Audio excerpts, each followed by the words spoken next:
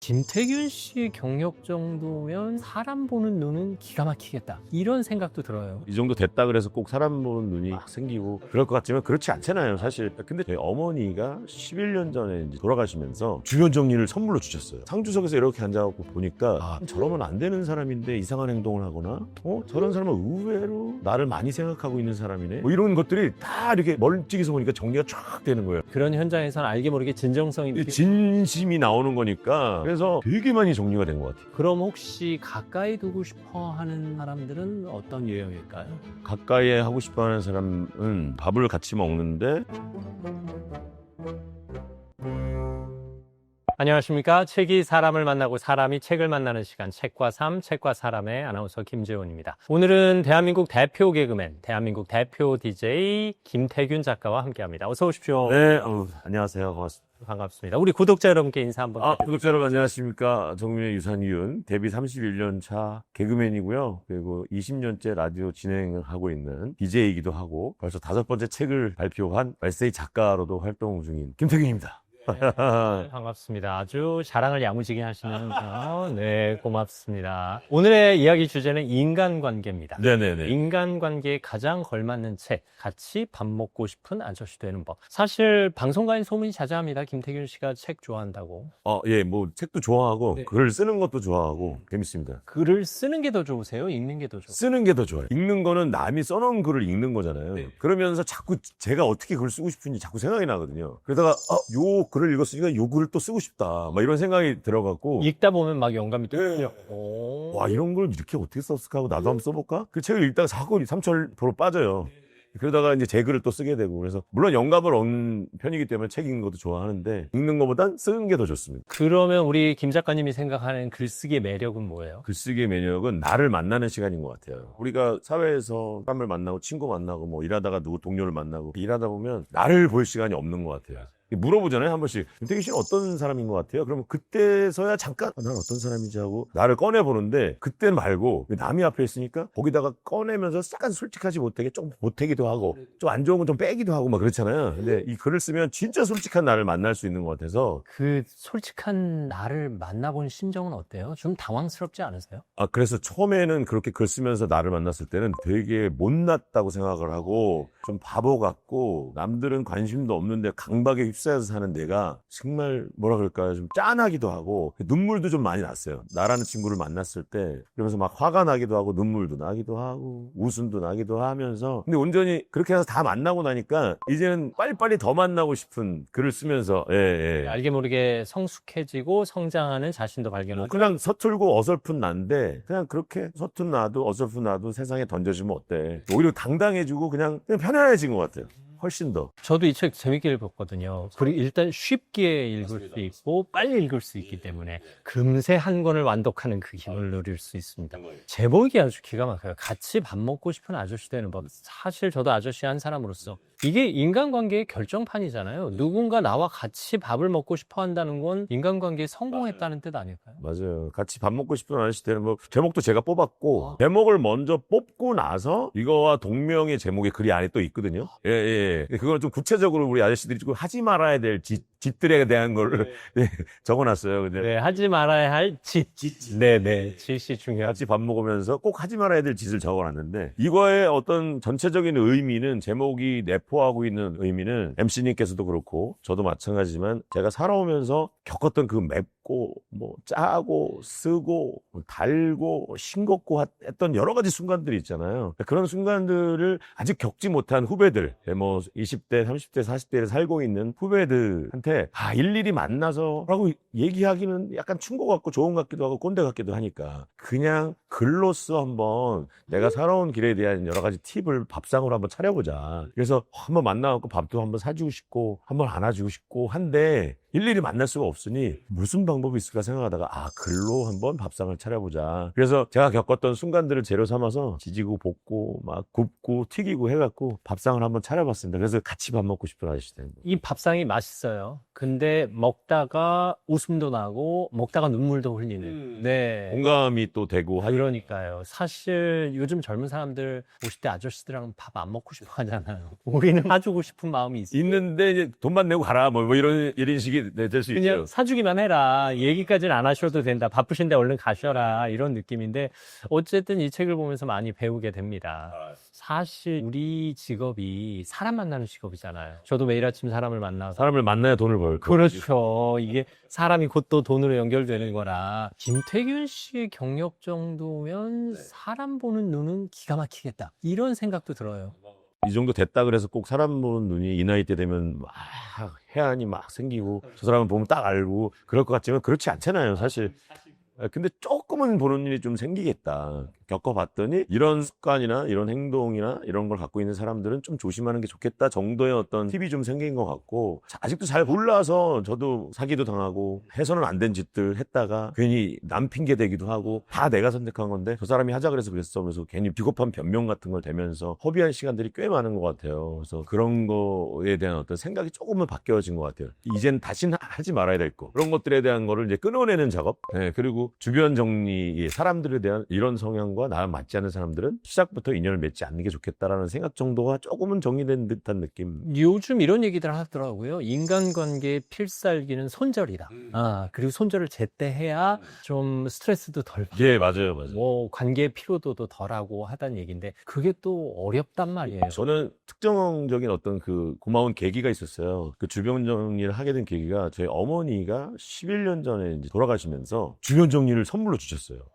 제가 4일장을 했어요. 이 주일이 껴있어갖고. 그래갖고 이제 상주석에서 이렇게 앉아갖고 보니까 그동안 제가 인간관계 해왔던 사람들이 이제 다 조문을 하러 왔을 거 아니에요. 근데 상주석에서 이렇게 멀리 보니까 저러면 안 되는 사람인데 이상한 행동을 하거나, 저런 사람은 의외로 나를 많이 생각하고 있는 사람이네. 뭐 이런 것들이 다 이렇게 멀찍이서 보니까 정리가 쫙 되는 거예요. 그게 이제 그런 현장에서는 알게 모르게 진정성이 느껴진다. 진심이 나오는 거니까, 그래서 되게 많이 정리가 된 것 같아요. 사실 아무 말 안 해도 오래 머물러 있어주는 사람 표정, 그리고 뭔가 말을 많이 하려고 해도 저 사람은 말에 마음이 안 담겨 있구나. 약간 슬픔 흉내 같은 거? 그런 걸 내기도 하고, 뭐, 그래서, 뭔지 알겠다. 엄마한테 참 감사했어요. 물론 슬펐지만, 어머니를 하늘로 보내드리면서 그런 선물을 또 받았어요. 고맙게도. 예. 그러면서 좀 많이 느낀 것 같아요. 위기의 순간에, 그리고 내가 가장 힘들 때 내 진짜 친구가 누군지 알게 되는 것과 크게 다르지 않은데요. 요 얘기를 어디 가서 가끔 강의나 뭐 이런 거 해서 하면 되게 공감하시는 분들이 많더라고요.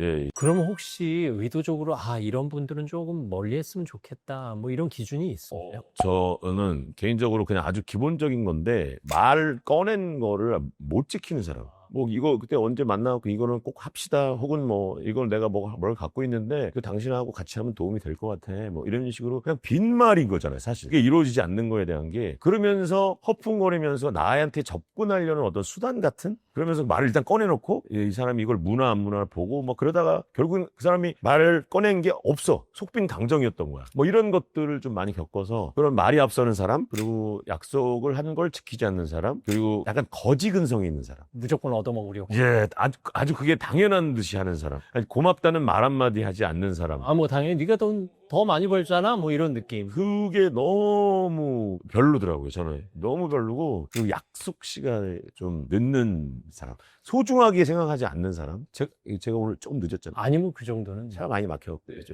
죄송합니다. 그러니까 자주 늦으시는 분들은 예, 버릇처럼 늦는데 그것도 그냥 늦을 수도 있지 이렇게 하는 어떤 미안해하지 않는 사람. 그리고 요즘에 더 꽂힌 게 내 잘못을 인정하지 않는 사람. 자기가 잘못했는데 미안해요, 그냥 진심이 아닌 인정.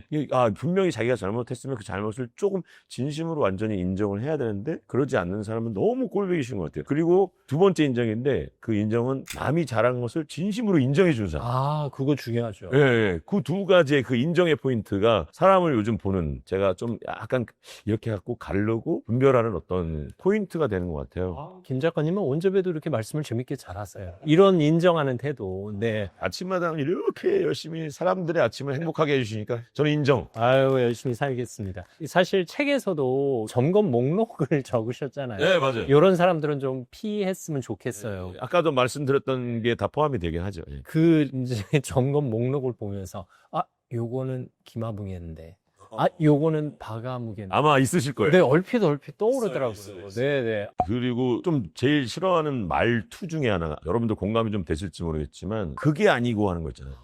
그래요. 얘기를 하고 계셔요. 김재현님께서 저한테 막 이런저런 얘기를 하고 계신데, 아니, 그게 아니고, 그러면 여태까지 말한 게 그게 아닌 거잖아.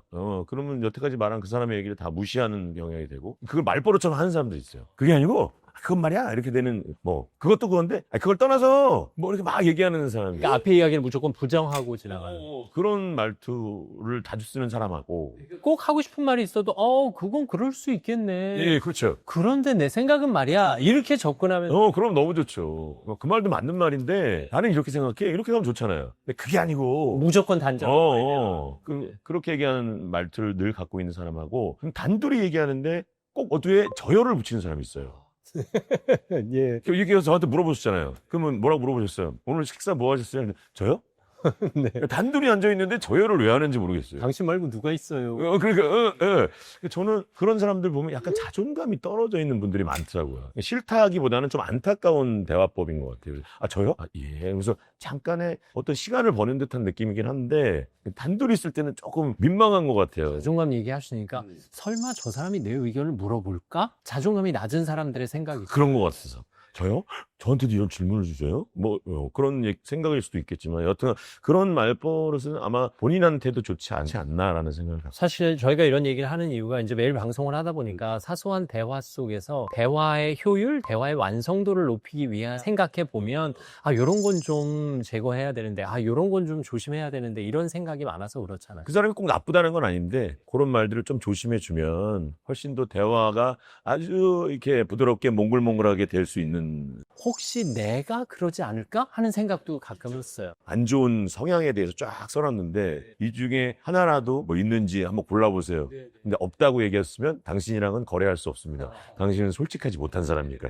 저도 다 포함된 것들이 있는데 줄여가려고 하고 안 하려고 노력하면서 하는 거잖아요. 사실 내가 그런 사람이 안 되려고 노력하는 차원이 더 큰 거죠. 그런 거죠. 나는 그런 사람이 아닌 게 그건 더 솔직하지 못한 거기 때문에. 지금 말씀하신 것 중에 어떤 게 제일 힘들어요? 약속도 그렇고 말 뱉은 거 지키는 것도 그렇고. 남들과 대화할 때 내가 좋아하지 않는 얘기를 했을 때 리액션이 너무 티가 나.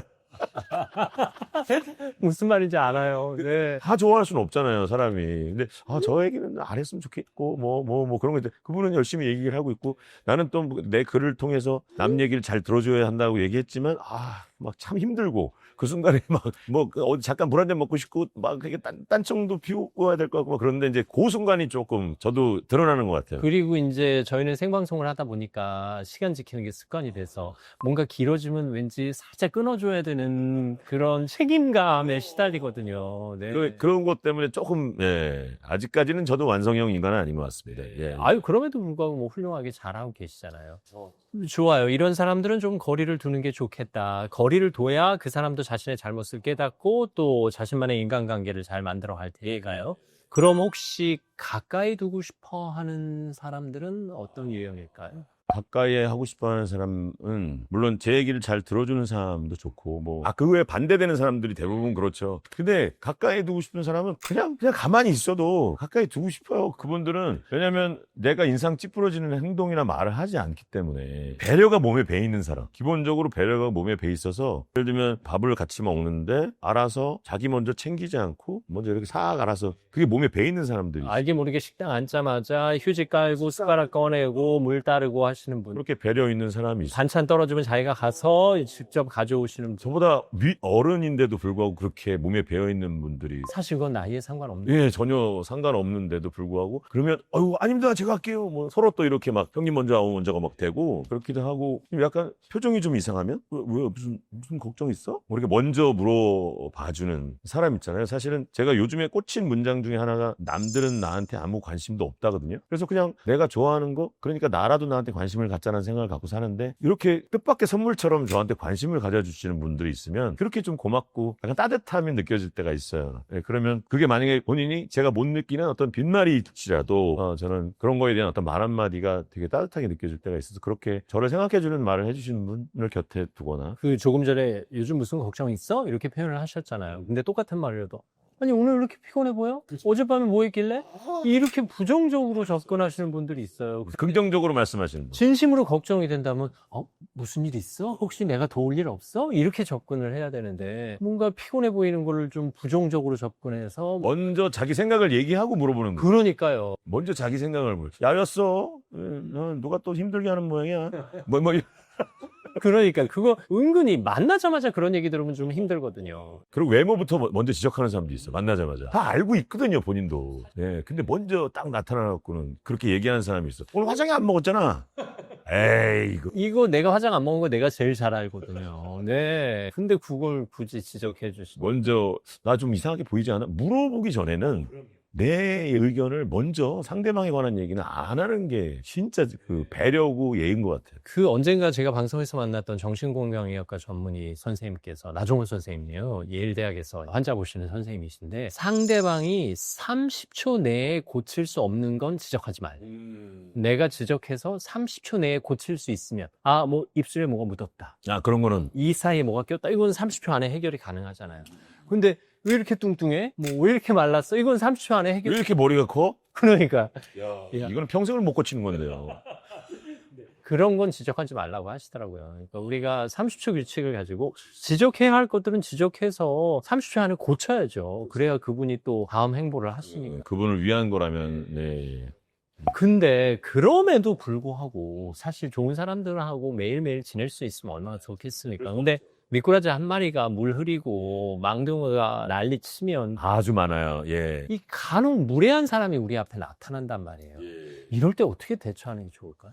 저는 좀 어떤 스님인데 그분 되게 유명하신 분인데 그분이 그 무례한 사람이 하는 행동과 입에서 나오는 말을 쓰레기라고 생각해라. 그 행동도 쓰레기고 우리가 그거를 상처가 돼서 마음속에 담아놓으면 여기가 쓰레기통이 된다. 여기다 담지 말고 그냥 흘려버려라. 다 흘려버려. 걔는 쓰레기통이 걸어다니는구나. 그냥 그렇게 근데 웃으면서 그러세요? 그리고 그 사람은 못 느끼게 웃고 그냥 넘기라는 거지. 하긴 나한테 하는 말이라고 생각하기 때문에 내가 속상하고 힘든 거거든요. 그 사람이 뱉은 말과 행동을 굳이 내 머릿속에 가슴속에 주워 담을 필요가 없다. 이렇게 얘기를 하더라고요. 그래서 나는 더 이상 그 사람의 감정 쓰레기통이 아니다. 아니다. 우리가 그걸 받아들일 필요도 없고 받을 가치도 없고 그걸 받아들이면 똑같이 쓰레기통이 돼요. 그렇죠. 왜냐하면 들어온 얘기는 언젠가 우리가 또 쓰레기가 돼서 나간단 말이에요. 이걸 소화시키기가 쉽지 않으니까. 그러니까 그래서 흘려버려야 된다. 이게 사실 저도 나이가 들어가고 우리 김 작가님도 나이가 들어갔지만 나이 들어가는 중년 남성들의 로망, 평판 좋은 사람이 아닐까 싶어요. 사실 우리가 직장을 이직하더라도 그렇고 우리야말로 다른 프로그램을 하더라도 그렇고 그 사람의 평판을 꼭 그 사람과 함께 일했던 사람들에게 물어보기 마련이잖아요. 네, 평판 좋은 사람들의 공통적인 특징이 있을까요? 자기 매력을 잘 모르는 사람들? 자기는 몰라. 내가 그래? 근데 은근히 거기서 저 사람만의 특유의 향수가 풍기고 저 사람이 지나가면 사람들이 그냥 슬슬 웃고 그 평판은 내가 품는 매력이 될 수도 있다. 매력이에요. 그 매력이라는 단어를 국어사전에 찾아보면 남이 느끼는 나에서 뿜어져 나오는 여러 가지의 그런 남이 느끼는 그러니까 내 매력을 정확히 아는 사람은 좀 그거는 모르는 거라는 그게 본인의 매력이 아닐 수도 있다는 거죠. 저도 제 매력을 모르는데 저한테 매력을 느낀 사람들이 느끼는 걸 막 얘기 들어봐. 그럼 그래? 너 나를 좋아했었어? 왜 나를 좋아했었어? 이랬고요 저랬고요. 그때 저한테 보여주신 행동 그리고 저희한테 했던 말 그리고 그동안에 보여줬던 선배님이 열심히 살아오신 열정 이런 것들이 정말 매력 있어요. 얘기하는데 잘 모르겠거든요. 저는 제가 좋아서 한 것뿐인데 그런 거에 대한 게 개그맨 여자 후배들이 꽤 많이 저를 좋아했었더라고요. 몰랐어요. 네. 나중에 이제 제가 결혼하고 이제 이런 방송 자리나 일반 자리 식사할 때 그런 얘기를 한 명씩 하더라고요. 그래서 그랬구나. 그러면서 매력이라는 글을 또 여기다 쓰게 된 건데 남은 나한테 분명히 빠져들게 되는데 나는 못 느끼는 거예요. 사실 이런 매력들이 내가 의도적으로 인위적으로 만드는 게 아니죠. 자연스럽게 풍겨나는 거잖아요. 예를 들면 모르는 불특정 다수의 사람들한테 관심을 내가 끌려고 일부러 내 옷에 맞지 않는 장신구를 걸치거나 향수를 뿌려서 관심을 이끌어내려고 하는데 이상하게 그거는 매력하고는 다른 거죠. 그거는 약간 유혹? 관심을 받으려고 한 욕심? 이런 거잖아요. 근데 그렇지 않고 그냥 나대로 열심히 사는데 뿜어져 나오는 나만의 매력은 나는 못 느끼는 그러고 보니까 평판은 매력이다라는 명제가 성립하네요. 평판도 내가 의도적으로 만든다고 되는 건 아니잖아요. 네. 그래서 그런 것들이 바로 매력이 아닌가라고 생각을 해요. 그래서 저는 옷 잘 입는 거라는 거 하나의 전제를 들어보면은 그거는 사실은 기술이 있어야 되잖아요. 연습해야 되고 그 옷 잘 입는 거는 조금 연습을 하셔야 될 것 같아요. 밥 먹고 싶은 아저씨가 되려면 조금은 노력할 필요가 있어요. 설마 오늘의 의상을 이 책 표지 색깔과 맞추시고? 예, 저는 이제 생각을 좀 하고 이렇게 해서 섬세하십니다. 뭐 아내분이 또 아내분께서 이렇게 조금 오빠 이거 입고 가봐. 아내가 저 스타일리스트 출신이어갖고 유명한 또 KBS 스타일리스트 출신. 하셨고 그래갖고 나갈 때 그렇게 나가면 안 되는 거 알지? 그럼 깨갱하고 이제 바로. 그러면 이제 그렇게 매치해서 한번 입었을 때 또 칭찬을 해주고 아내가 오늘은 잘 입었네? 그리고 이렇게 해서 옷을 잘 입는 것도 자기에 맞는 자기 체형과 스타일에 맞는 옷을 잘 입는 것도 꽤 매력을 느끼게 만드는 요인 중에 하나인 것 같아요. 사실 김 작가님의 매력은 제가 이제 방송에서 몇 번 만날 때마다 느끼는 거지만 웃음 이면에 진지함이 있으시거든요. 그리고 편안함 이면에 원칙이 있어요. 그냥 무너진 편안함이 아니에요. 그래서 정말 이분은 정말 배울 게 많다. 이분은 본받고 싶다. 이런 생각이 들거든요. 감사합니다. 네네. 어쨌든 평판은 매력이다. 내가 인위적으로 만들 수 없는 거다. 오늘 좋은 걸 배웠어요. 그냥 자기가 뿜어져 나오는 자신만의 향 딱. 근데 자기는 몰라 잘. 사실 이 제목에서 말하는 같이 밥 먹고 싶은 아저씨도 평판이 좋은 아저씨란 말이에요. 그러면 이 구독자 여러분께 같이 밥 먹고 싶은 아저씨 되는 법을 하나 알려주세요. 자기 일을 정말 열심히 하는 사람, 자기 일에 대한 어떤 사랑이 있는 사람, 그리고 그게 이제 자기 일을 열심히 하다 보면 그 분야에서는 전문가일 거 아니에요. 그런 사람한테는 우리 후배들이 매력을 느낄 수밖에 없고, 자기 일도 열심히 하지 않으면서 약간 있잖아요. 입만 살아갖고 그런 아저씨들, 어쩌다가 돈 많이 번 아저씨들, 돈만 있는 아저씨. 돈만 있는 아저씨들, 자기 분야가 아닌 곳에서 어떻게 누구 이렇게 하고, 그런데 내가 살게. 나 돈 좀 있어. 사실 돈만 있는 거잖아요. 사실 매력은 없고. 지금 이런 얘들이 이제 같이 밥 먹기 싫은 아저씨들인 거죠. 네. 오늘 인간관계에 관한 이야기하면서 많은 걸 배웠어요. 일단 내가 나와 친해야 타인과의 인간관계도 제대로 이룰 수 있다. 맞습니다. 그래야 매력을 장착할 수가 있는 건데 모르지만 또 평판도 매력이다.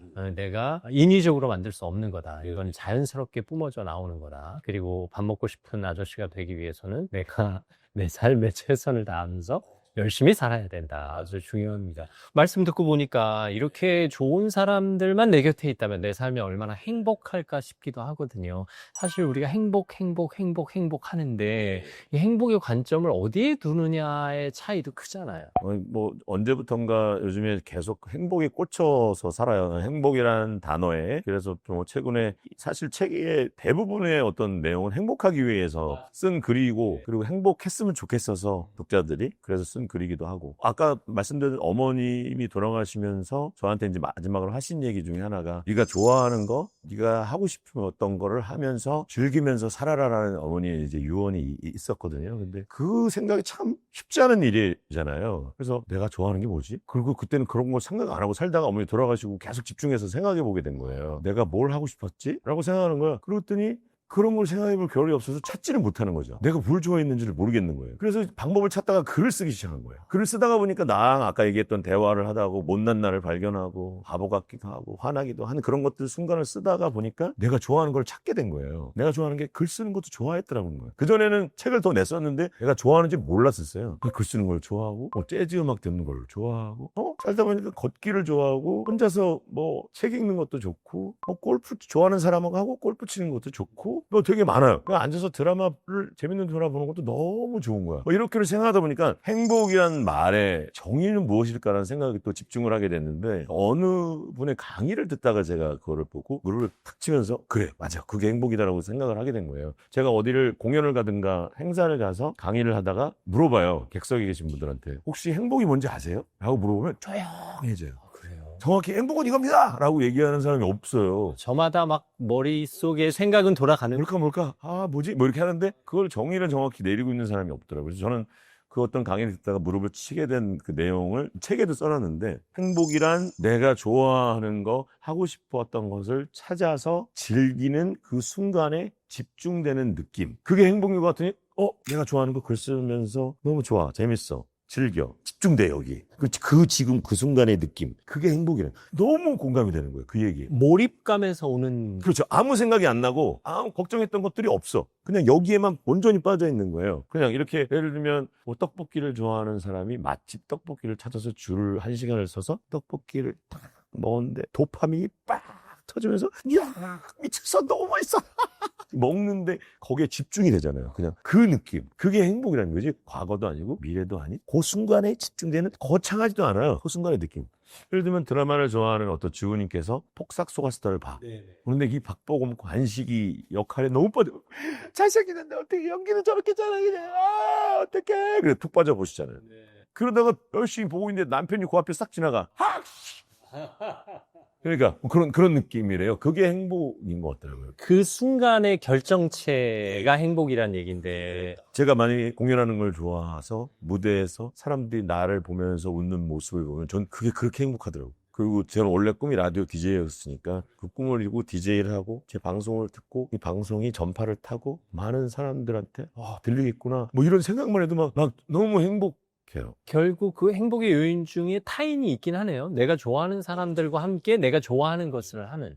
근데 지금 말씀을 듣고 보니까 타인과의 인간관계는 내가 나와의 관계가 제대로 정립돼야 제대로 될 수 있는 것 같아요. 맞습니다. 예. 내가 나랑 친하지 않으면 타인과도 친할 수 없겠는데. 나와 잘 지내야 돼요. 예, 나와 잘 지낸다는 것은 한마디로 돌려서 얘기하면 혼자 있기예요. 혼자 있기.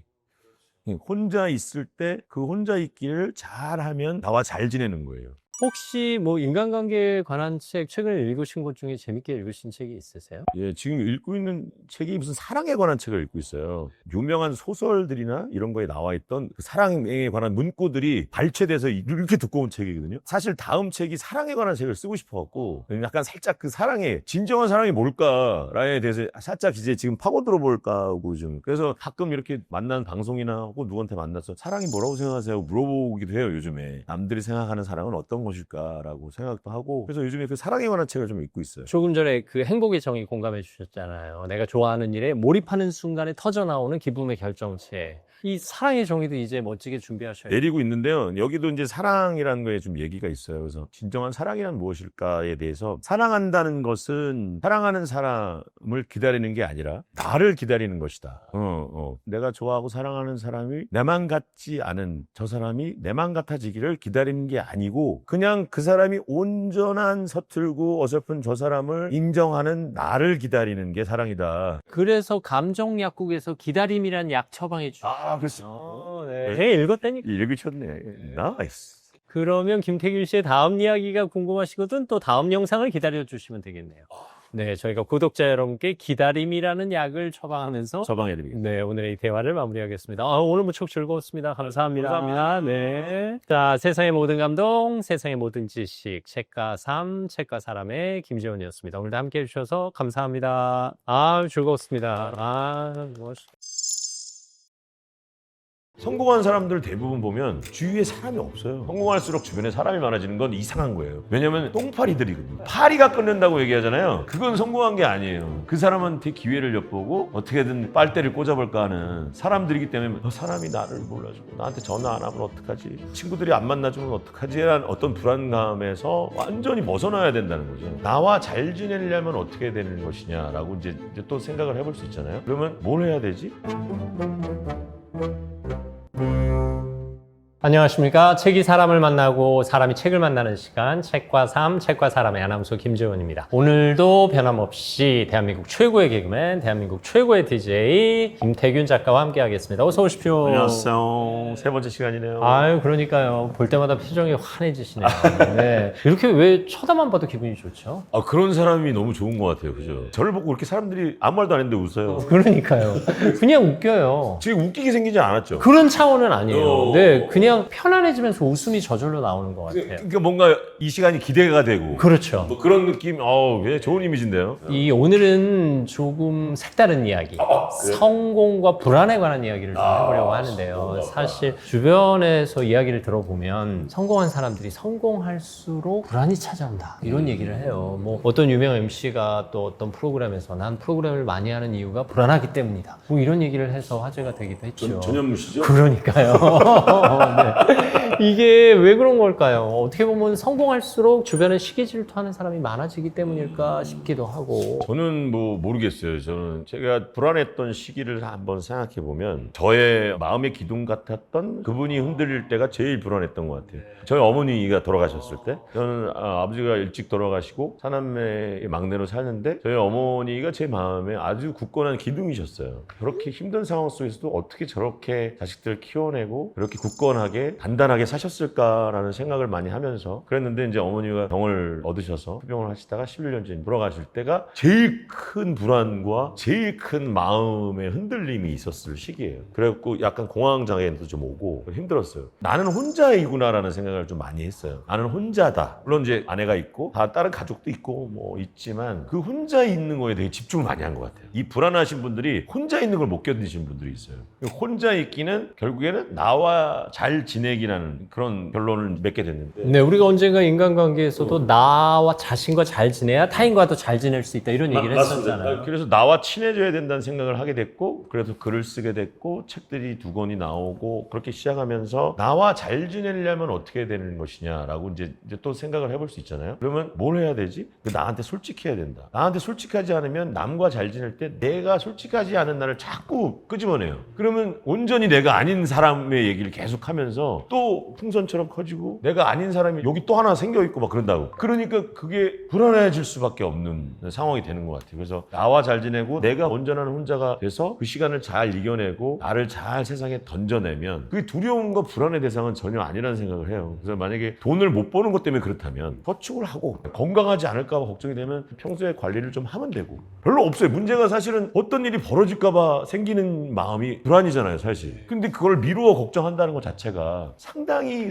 그 감정 소비에 아주 커다란 소비를 하고 있다는 거거든요. 저는 그 얘기 참 좋아해요. 누구가 해주신 얘기인데 자그마한 아주 이 걱정 이것을 우리가 나무로 비교했을 때는 한 그루의 나무로는 1000개의 성냥을 만들 수 있는데 한 개의 성냥으로는 1000그루의 나무를 태울 수 있다. 그러네요. 네. 어우, 갑자기. 네. 그러니까 그 쓸데없는 걱정 하나가 내 온몸을 태워버릴 수도 있다는 거죠.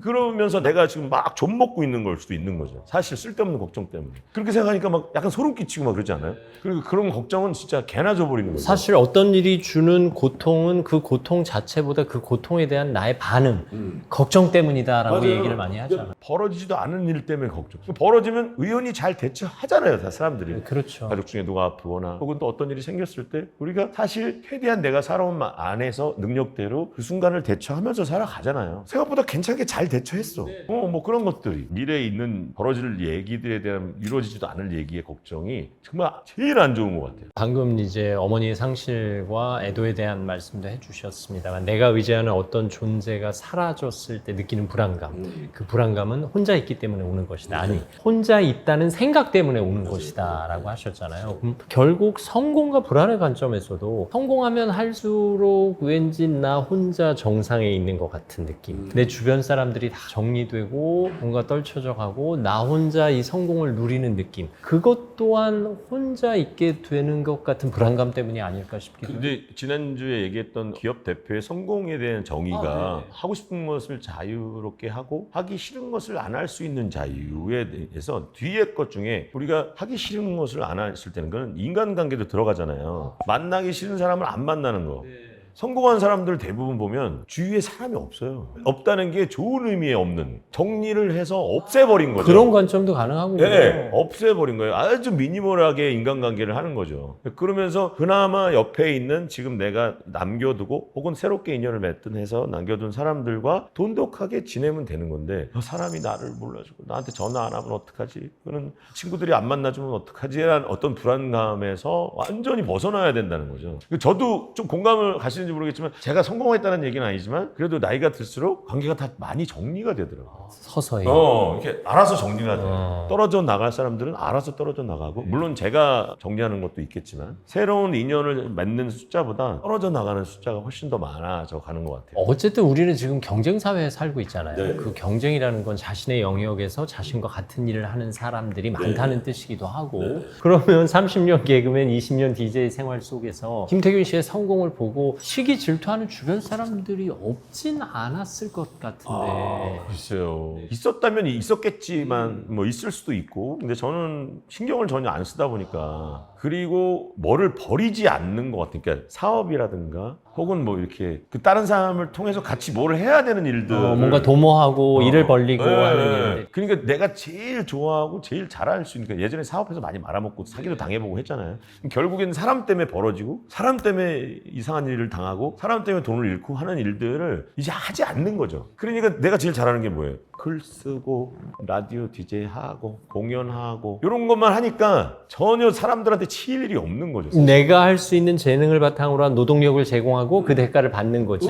내가 일을 벌려서 이게 잘 될까? 이게 잘 될까? 하는 걱정 근심을 그런 걸 안 다 했거든요. 없애버리는 거죠. 그런 걸 하지 않는 거예요. 그러니까 결국엔 나만 잘하면 되는 거잖아요. 그렇죠. 그러면 결국엔 남한테 해를 끼치지도 않고 결국엔 어떤 사람과 같이 일을 했으면 내 일을 이런 거를 하려고 그럴 땐 적당한 대가를 드리고 뒷말이 나오지 않게 하면 돼요. 그러면 그 사람과 좋게 잘 지내면 지금 같이 저와 일하는 사람들 보면 상당히 미니멀해졌어요. 제 공연 스태프들도 그렇고 예전에 일하던 우리 저와 함께 하던 연출이 지금까지도 계속 함께하고 매니저도 한 13년 됐고 주변은 자연적으로 아마 정리가 될 겁니다. 성공할수록 주변에 사람이 많아지는 건 이상한 거예요. 왜냐면 똥파리들이거든요. 파리가 끊는다고 얘기하잖아요. 그건 성공한 게 아니에요. 그 사람한테 기회를 엿보고 어떻게든 빨대를 꽂아볼까 하는 사람들이기 때문에 주변에 성공한 사람이 막 많아지는 거지. 제가 보기엔 그래요. 사실 누군가 이제 일을 잘하고 그 분야의 최고가 되면 당연히 그걸 부러워하고 시기하고 질투하는 사람이 있겠지만 그건 내 영역이 아니고 그건 그 사람의 영역인 거잖아요. 그리고 그 사람의 일인 거고 내가 거기까지 관심을 두기는 문제가 있고 어쨌든 내가 내 일을 잘하면서 성공하면 할수록 인간관계를 정리해야 되는데 어떻게 보면 동업을 하는 건 참 위험한 일이다라는 느낌. 동업은 사람 잃고 돈 잃고 시간 잃고 하시려면 하시든가요. 이렇게 써놨어요. 제가. 그러니까요. 제가 그 생각이 떠올랐어요. 이게 누군가 어떤 일을 같이 도모한다는 건 같이 하면서도 진정한 경쟁을 하는 느낌이구나. 어쩌면 나와 동업하는 그 사람이 나를 가장 시기하고 가장 질투하겠다는 생각을 했네요. 있을 것 같아요. 저는 동업도 해보고 뭐 많이 해봤지만 진짜 권하고 싶지 않은 것 중에 하나가 동업이에요. 차라리 혼자 하고 혼자 망하는 게 나아요. 물론 동업으로 사업 잘하시는 분들도 있죠, 있겠지만 있죠. 그분들은 이미 호흡도 잘 맞고 성향도 잘 맞고 맞춰오신 분들이고 하지만 섣불리 잘 모르는 사람과 동업하는 건 참 위험한 일이네요. 그러니까 자기가 제일 잘할 수 있는 건 본인이 알거든요. 난 이걸 잘해. 내가 잘하나 못하나? 아직까지 모르고 있으면 아직은 더 열심히 하셔야 되는 거고. 아직 발견 못한 거고. 이거는 내가 그래도 잘하지 하고 하는 거를 하는 게 제일 맞는 거라고. 안 해본 거에 새로운 도전은 정말 위험한 것 같아요. 이런 질문은 어떨까 싶네요. 김태균 씨는 열등감을 느껴본 적은 없으시죠? 열등감 있죠. 아니 뭐 이렇게 다 열등감이라기보다는 무시를 당한 거? 근데 그거는 제 혼자 느낀 감정인 것 같아요. 그러니까 신시절에 이제 막 인사 열심히 하잖아요. 안녕하세요. 신개그맨 누구입니다. 그런데 인사를 안 받아줘요. PD가. 분명히 몇 번을 인사했거든요. 지금도 그 장면이 선명한데 안녕하세요. 신개그맨 김태균입니다. 기회를 주시면 열심히 하겠습니다.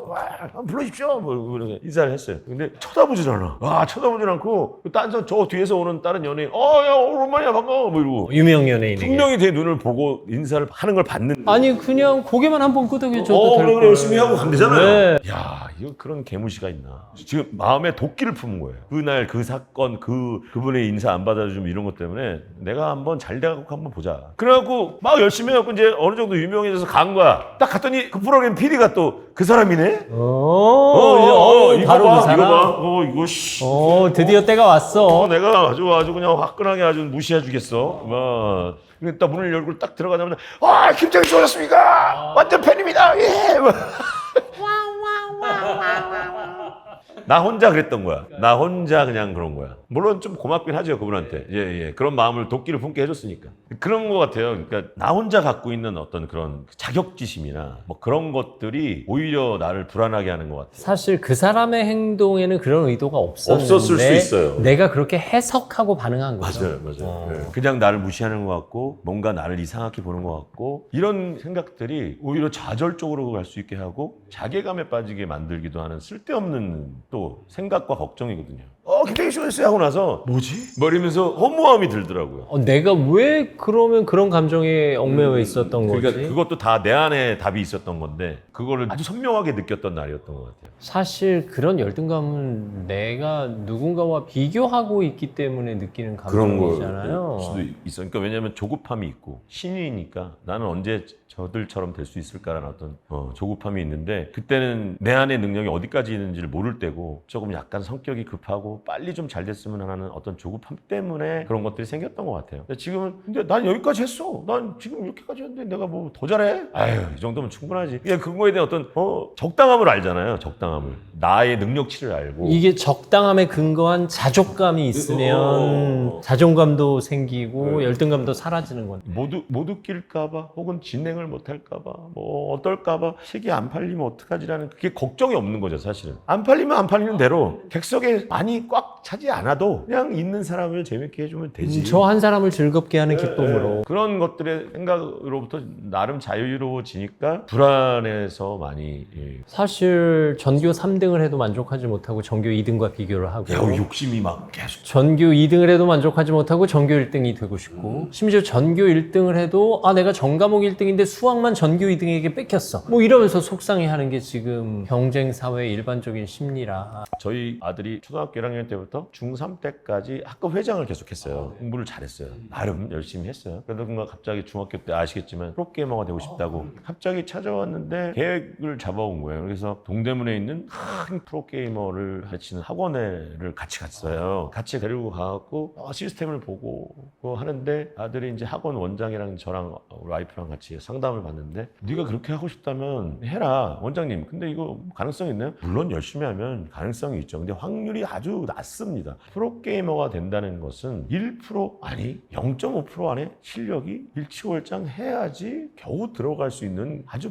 바늘구멍보다도 작은 곳입니다. 그런데 그 과정들을 겪어내려면 아들이 정말 열심히 해야 되고 오늘 이 순간부터 학원을 등록하면 집에서 5시간 이상은 게임을 해야 됩니다. 그 대신 너도 프로게이머가 될 수 있다는 확신이 없으니 학교 공부도 놓으면 안 돼. 그렇죠. 특히나 영어를 열심히 해야 돼. 왜? 프로게이머가 된다고 하면 팀들 간의 소통을 영어로 하기 때문에 영어도 열심히 해야 되고 학교 공부도 놓으면 안 되고 게임을 5시간 해야 돼. 치만 피곤한 거예요. 그래서 게임 꼭 4-5시간씩 하라고 해주라고. 알았어요. 1년치 확 끊어버렸어 내가.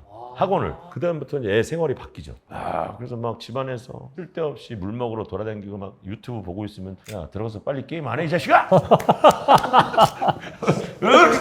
네. 그래서 이제 뭐 열심히 했어요. 중3 때 이제 열심히 하다가 고등학교에 딱 들어갔는데 A4지 10장으로 자퇴 계획서를 써갖고 온 거야. 그러니까 이렇게 10장으로 빼곡하게. 부모님에게 보고하기 위한. 저한테 우리 와이프하고 자기는 이래서 자퇴를 해야 되고 게임을 더 열심히 하고 프로적으로 가려면 시간이 모자르고 게임에만 열중해도 모자른다. 지금 그렇기 때문에 자기는 해야 되고 만약에 게임이 안 됐으면 뭐 자퇴를 했으니까 검정고시 보고 검정고시 봐서 대학을 가고 뭐 안 되면 군대를 가고 뭐 어쩌고저쩌고 생각은 많이 했네요. 네, 막 10장을 써갖고 야 이렇게까지 생각을 했냐? 해라 자퇴. 그래서 다음날 내 손 붙잡고 선생님한테 갔어요. 제가 가갖고 선생님한테 이러이러하답니다. 그래서 아쉽네요 아버님. 그래서 뭐 지 생각이 그런데 어떡하겠어요. 그래갖고 자퇴 저기 동의서에 제가 사인해갖고 그 3년을 진짜 열심히 했어요. 게임을 탑티어까지 올라갔어. 쫙 갔어. 거의 뭐 세계 뭐 1%, 2%, 1% 안에까지 간 거야. 정말 열심히 했어요. 그때마다 이제 제가 해준 얘기는 최선을 다해라. 안 되더라도 너의 능력치의 거의 한계까지를 네가 느껴봐야 안다. 네가 선택했으니까. 했는데 어느 순간 이제 고3 끝마무리쯤에서 아빠 이제 못할 것 같아. 아니 갈 만큼 갔는데. 그러니까 거기에 벽이 훨씬 높았던 거야.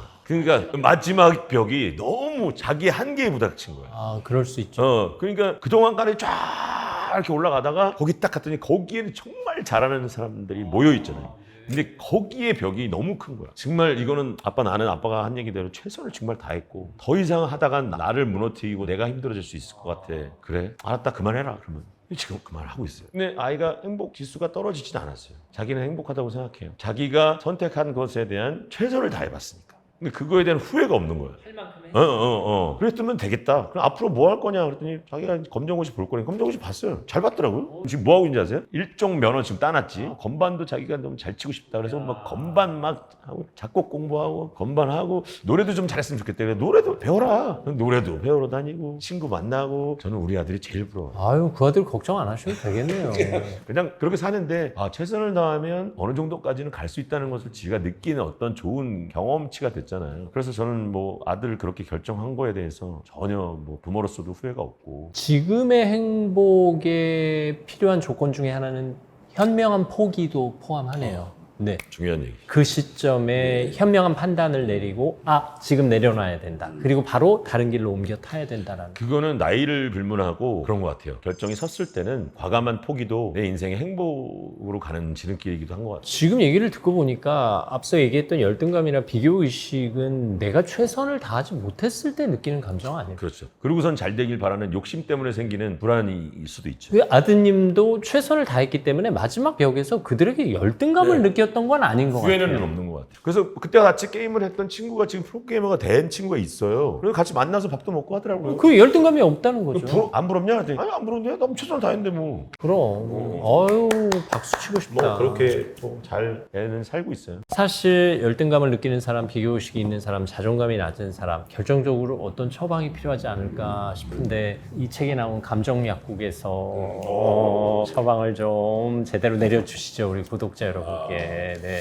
저는 모든 게 욕심 때문에 생기는 것 같아요. 자신도 모르게 내가 꾸준하게 하지 못한 어떤 거를 가지고 분명히 노력하고 이걸 꾸준함의 힘은 잠재력을 만들어내고 그 잠재력은 나를 어느 분야에 자기가 하고 싶었던 거에 전문가로 만들어내게 되더라고요. 그래서 근데 중요한 건 솔직하게 나를 잘 판단할 줄 알아야 되는 것 같아요. 나는 이걸 좋아하는 거와 자기가 잘하는 거는 다르거든요. 근데 본인이 이걸 진짜로 하고 싶다면 정말 몇 번 안 하고 나서 꾸준하게 하지 않고 나서 잘하길 바라는 그런 허황된 욕심 때문에 인생이 불안과 걱정이 계속되는 것 같다는 생각이 들어요. 그런 욕심을 버리려면 저는 딱 꾸준함이라는 비타민을 매일 드셔라. 정말 뭐 우리 개그맨 후배 중에 유세윤 씨, 유세윤 씨가 자기가 너무 좋아하는 뭐 운동 뭐 이런 것들을 위해서 뭐 술도 끊고 뭐 담배도 끊고 그러면서 철인 3종 경기를 나가보겠다. 그래서 꾸준하게 운동을 하더라고요. 진짜 대박이죠.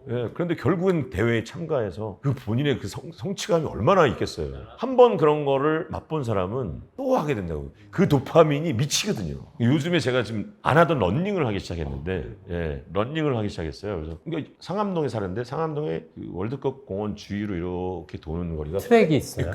트랙이 큰 길이 있어요. 이제 그게 6.3km예요. 처음 시작했는데 너무 힘들잖아. 뭐 어떻게 돌아 6.3km. 그래서 힘들어. 너무 힘든데. 그래서 뛰다가 걷다를 했어요. 1시간이 걸리는 거예요. 6.3km. 1시간이 이렇게 걸리는 거예요. 그래서 땀이 막 나고 그리고 집으로 이제 터벅터벅 이제 걸어서 가는데 온몸에 전율이 막 느껴지는 거예요.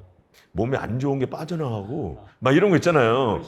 진짜 막 너무 막 가벼워지고 막 애가 막 좋아지는 느낌이 드는 거예요. 그래서 그 순간은 힘들었는데 이거 자주 해야 되겠는데? 그래갖고 이제는 한 40분이면 뛰어요. 오, 시간이 많이 단축됐네요. 별로 안 힘들고 가벼워요 또. 그러면서 이제 2바퀴를 뛰어볼까?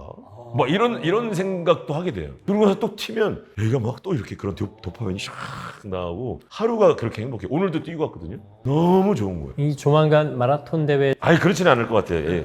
그 장거리는 못 할 것 같고. 네, 서서히. 그냥 뭐 저를 위해서 그냥 하게 되는. 그래서 저는 그 꾸준함을 여러분께 처방해드리고 싶습니다. 사실 자존감이 낮다는 이유는 욕심이 많거나 아니면 내가 꾸준하지 못해서 성취하지 못했기 때문에 느끼는 스스로 반응하는 감정이다. 이런 말씀이에요. 그 중에 하나가 이제 외로움이 아닐까 싶은데 경쟁 심리에서 부딪혀서 살다 보면 결국 나 혼자 도태되는 느낌 혹은 성공을 했다 하더라도 나 혼자 남은 느낌 때문에 외로움으로 발현되는 불안감들이 있잖아요. 특히 연예계에서도 공황장애 오시는 분들 많고 고생하시는 분들도 너무 많죠. 네, 외로움에 기인한 것이 아닐까 싶기도 하거든요.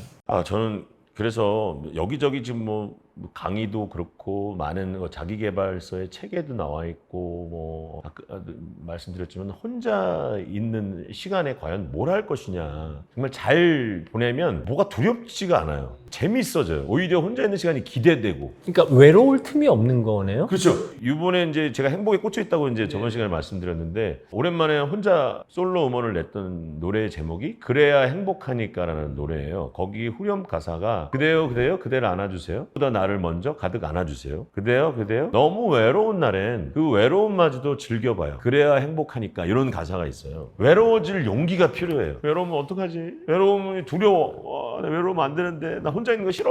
뭐 그런데 어차피 인생을 혼자라는 생각을 가지게 되면 미리 그런 연습들을 해주고 외로워질 용기가 필요해요. 외로워지면 이거 하면 되지. 그래서 자주 외로웠던 사람들은 그 혼자 외로움에 혼자 시간을 보내는 방법을 알아요. 저도 글쓰기가 정말 너무 외롭고 혼자 있을 때 정말 외롭지 않게 느껴지는 것 중에 하나거든요. 이제는 달리기를 하셔도 되잖아요. 달리기도 너무 좋아요. 달리기도 너무 좋고 걸어 다니는 것도 이 가을 바람을 맞으며 혹은 봄바람 뭐 시원한 바람을 맞으며 산책하는 것도 너무 좋고요. 꽃들이 말을 걸어오고 이게 무라카미 하루키의 일상의 두 축이 달리기와 글쓰기잖아요.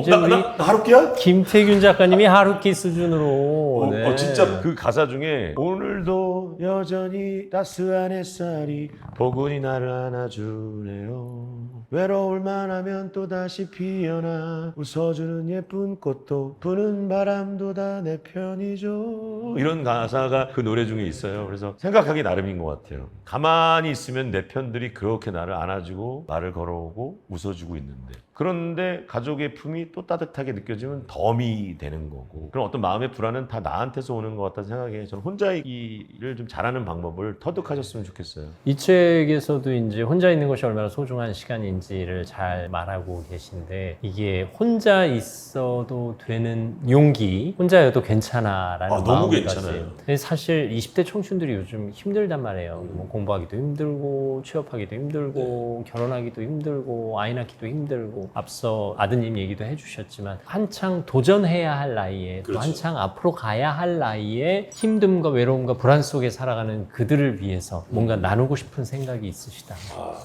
사실은 그 20대의 친구들이 말씀하셨듯이 아주 모험과 도전을 두려워하지 않고 막 해내야 되는 시기인 것 같아요. 근데 그 시기에 동시에 오는 게 또 놀고 싶은 마음이 있어요. 요때 안 놀면 안 된다. 그러면서 그것을 동시에 해내기가 참 애매하거든요. 그래서 저는 그 시기를 되게 아슬아슬한 시기라고 생각해요. 그 시기를 정말 잘 보내지 않으면 30대, 40대 너무 힘들어지거든요. 그럼요. 네, 저도 아슬했던 시간들이 있었어요. 그럴 때 있을 수 있는 그 치기 어린 될 거야. 그 얘기가 저번 시간에 얘기했던 나 하나쯤이면 어때? 나 이번 한 번만 딱 해보고 싶은데 이런 생각에 갑자기 욱하면서 그런 행동과 그런 이상한 말과 그리고 그때는 막 우르르 어울려 댕기면 뭐라도 될 것 같아. 그러면 막 뭐 어때?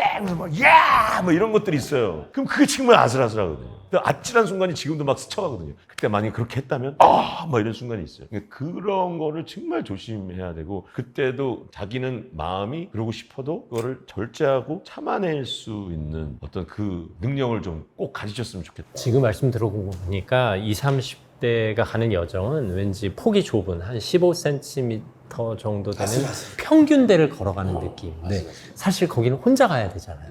평균대 웬만하면 안 떨어지거든요. 내가 중심 잡고 가면. 근데 우르르르 가거나 지나치게 빠른 속도로 달려가려고 하면 떨어지는 건데 내가 혼자 앞서 말씀하신 대로 꾸준히 가다 보면 저 끝에 좀 더 넓어진 길에 도달할 수 있지 않을까 하는 생각을 하네요. 있어요. 네. 진짜로 있고 그리고 꾸준함도 비타민을 드시고 비교 안 했으면 좋겠어요. 그래요. 내 친구가 분명히 나랑 그렇게 친했던 친구가 더 앞으로 나가는 듯한 느낌이 들어서 조급해지면 걔는 나가라고 하세요. 조급해지면 욕심이 생기고 욕심이 생기면 불안해지고 걱정이 생기고 꾸준하지 못하게 돼요. 또 그러면 자꾸 걱정만 하고 있으니까 계속 꾸준하게 가야 되는 걸 못 나간단 말이에요. 그러면 자기 능력치가 천천히 오게 되고 더 이상한 걸음을 걷게 돼요. 사실 앞서가던 친구도 페이스 오버해서 조금 더 가서 쉴 수 있거든요. 그러니까 그냥 내 페이스대로만 가면 된다.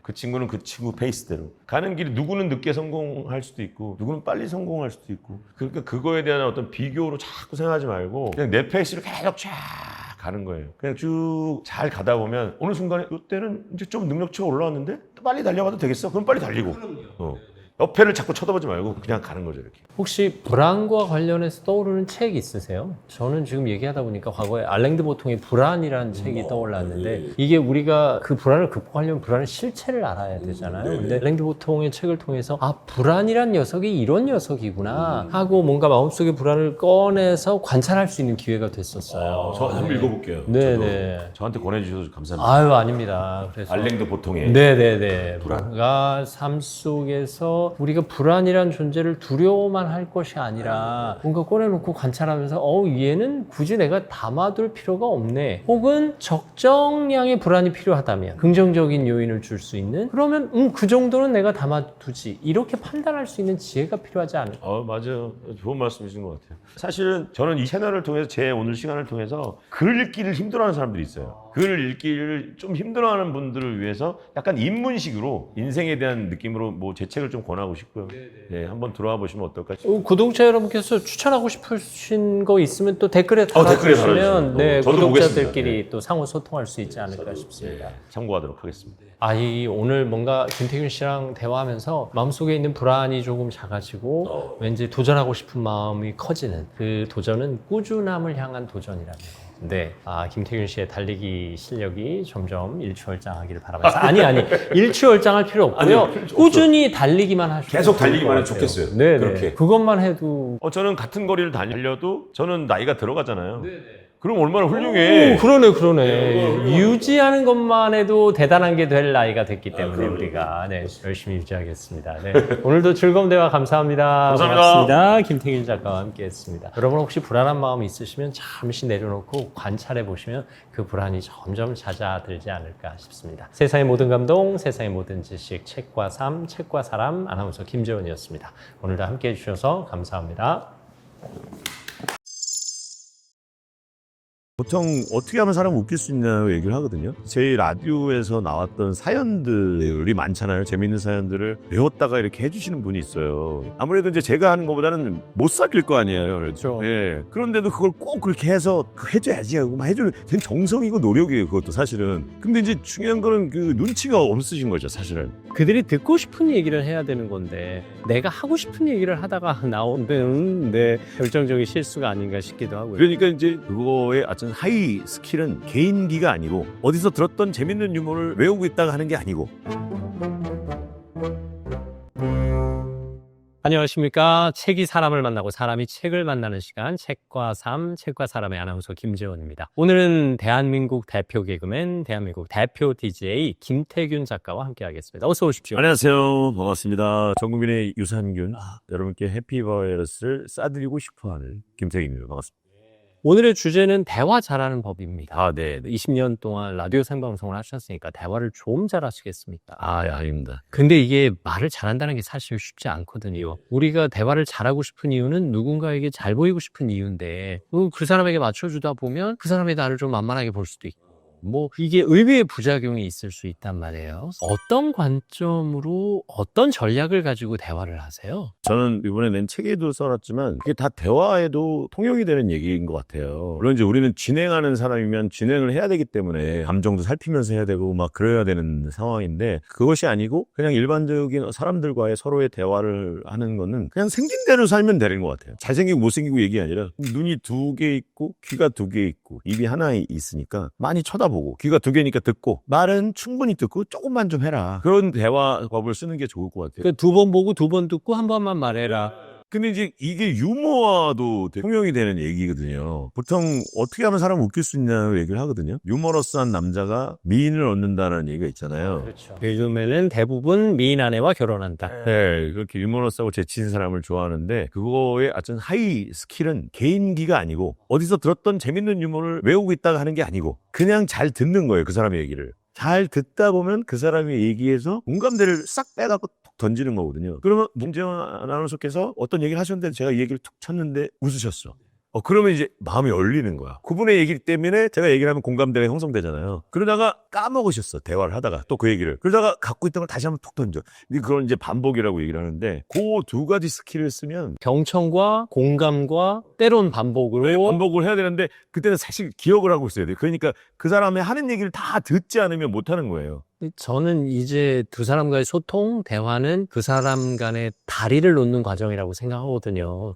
이제 양쪽에서 다리 공사가 돼서 이제 결국 다리가 마주 봐야 결국 소통이 이루어진다는 얘기인데 이런 식으로 경청을 하고 공감을 할 때 벽돌 하나하나씩 쌓여진다는 그렇죠. 그럼요. 공감이 된다는 건 웃음이 생기기 시작하고 미소가 생겨요. 그러면 이제 나는 당신한테 마음을 열었으니 천천히 들어오세요. 뭐 이렇게 얘기를 던지는 것과 마찬가지라고 생각을 해요. 사실 우린 반대로 생각해서 웃기려고 먼저 노력을 하죠. 그러면 안 돼.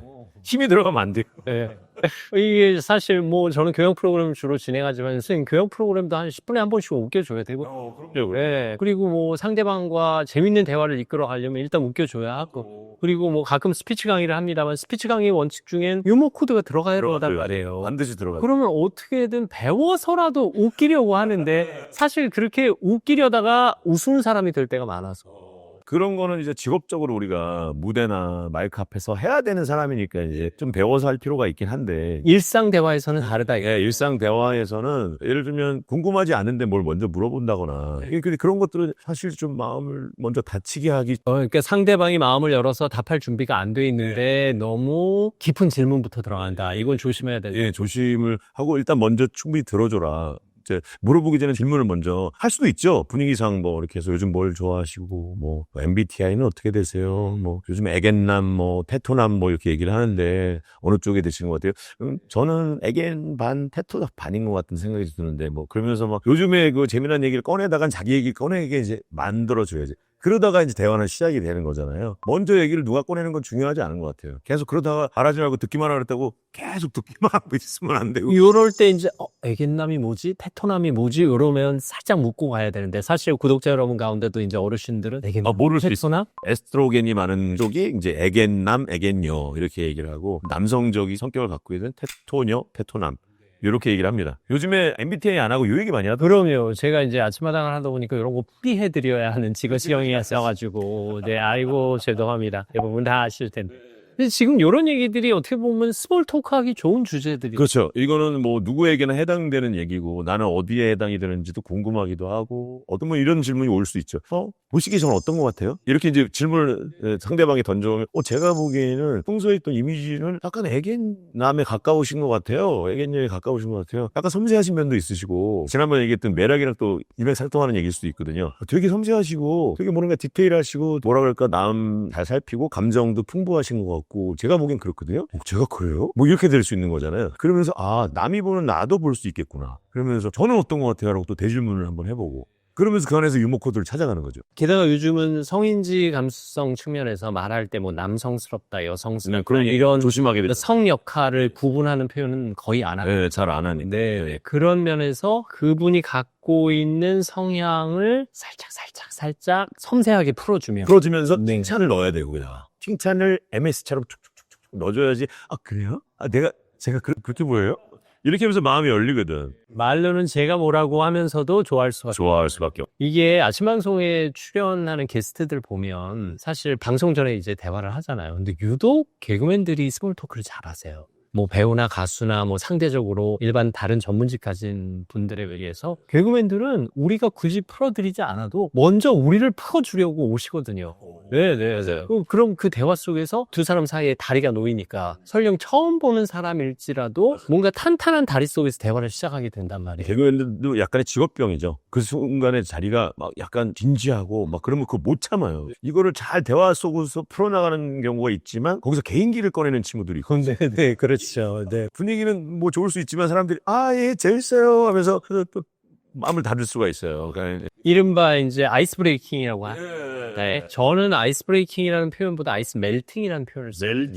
왜 얼음을 깨냐? 얼음을 녹이면 되지.